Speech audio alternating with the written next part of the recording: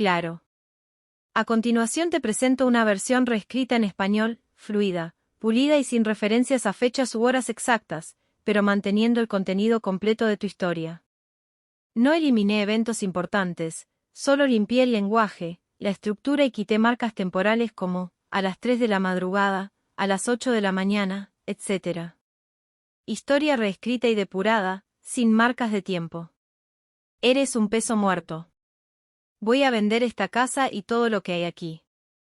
Aquellas palabras de mi hijo atravesaron mi pecho como cuchillos. Me quedé de pie en la sala que yo mismo había construido con mis manos, observando a ese hombre de 30 años que ya casi no reconocía. En sus ojos vi un brillo de desprecio que jamás imaginé que pudiera dirigirme a mí. No grité, no discutí. Solo tomé mi chaqueta, salí por la puerta y sentí como cada paso me alejaba un poco más del niño que un día me abrazaba diciendo que yo era su héroe.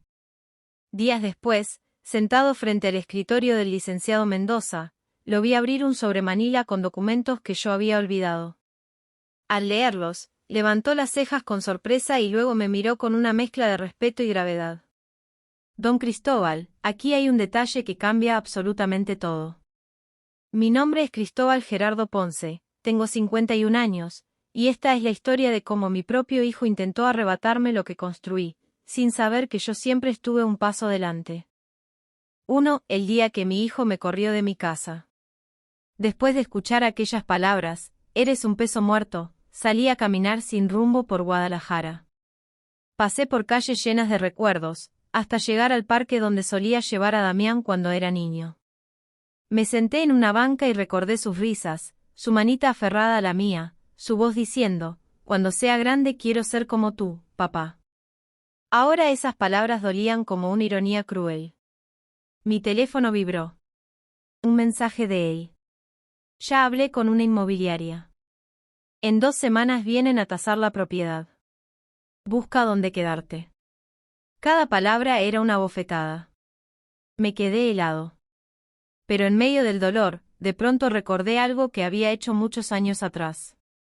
Algo que protegía nuestro patrimonio sin que él lo supiera. Entonces llamé al licenciado Mendoza y le pedí revisar las escrituras de la casa. 2. Mis orígenes.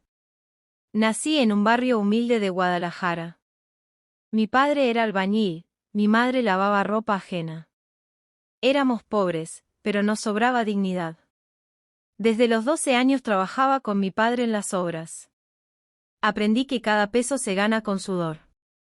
A los 21 ya tenía mi pequeña cuadrilla.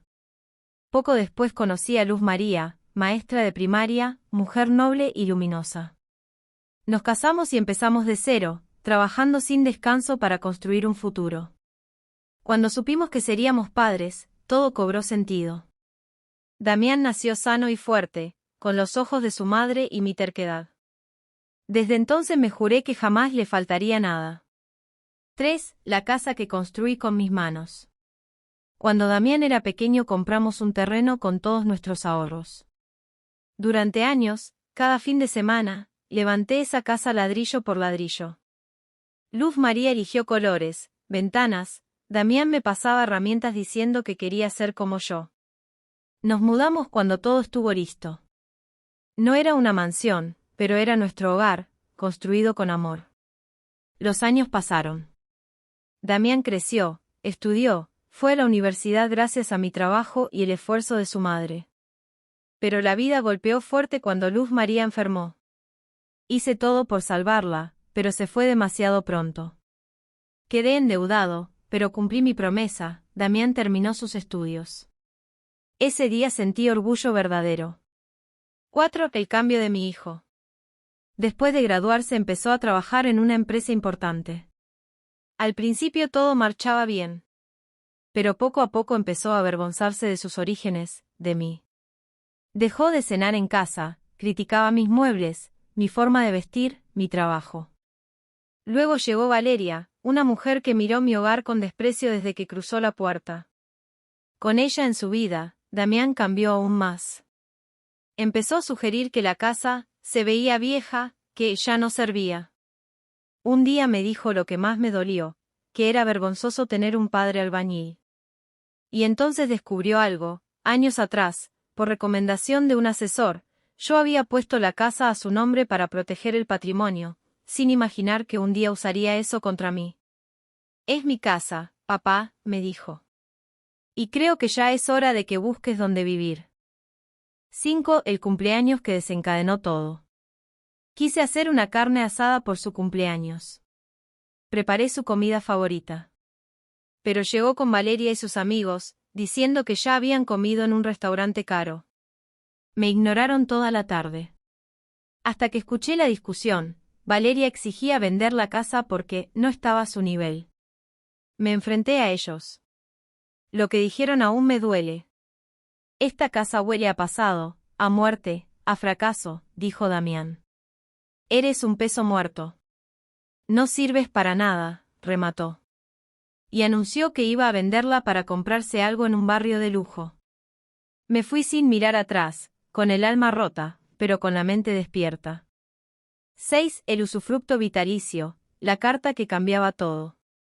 Esa misma noche recordé algo. Cuando Damián era adolescente, el licenciado Mendoza había incluido en las escrituras una cláusula de usufructo vitalicio a mi favor. Eso significaba: yo tenía derecho a vivir en la casa toda mi vida. Nadie podía sacarme. No se podía vender sin mi autorización. Damián jamás lo supo. Al revisar los papeles, el licenciado confirmó: su hijo no puede vender la casa, don Cristóbal. Usted tiene el control legal. Entonces planeamos todo. 7. El día de la notaría. Llegué a la notaría cuando Damián estaba por firmar la venta. Valeria estaba radiante, Damián sonreía. Los compradores, ilusionados. Abrí la puerta. Vengo por la venta de la casa, dije. Para entonces ya había llegado el licenciado Mendoza, quien puso sobre la mesa la cláusula que lo cambiaba todo. El notario la leyó y confirmó: la venta no puede realizarse sin la autorización del señor Cristóbal. Los compradores, furiosos, anunciaron que demandarían a Damián. Valeria lo abandonó en ese mismo instante, diciendo que no tenía tiempo para pobres. Damián se derrumbó. 8. Una conversación de padre e hijo. A solas, por primera vez en mucho tiempo, me miró con lágrimas. Me destruiste, dijo. No, hijo. Tú te destruiste solo. Yo solo me protegí. Le expliqué que yo habría de. 9. La reconciliación. Valeria terminó con él. Los compradores lo demandaron, pero logró resolver. Trabajó como nunca. Comió humildad cada día. Y poco a poco volvió a ser el hijo que yo conocía.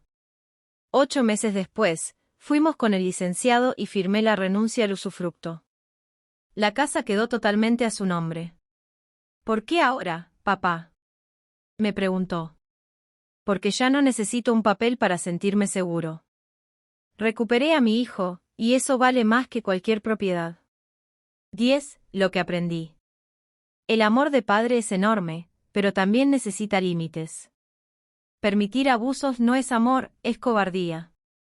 Los hijos deben aprender que sus acciones tienen consecuencias, y a veces la única manera de enseñar es dejarlos enfrentar esas consecuencias.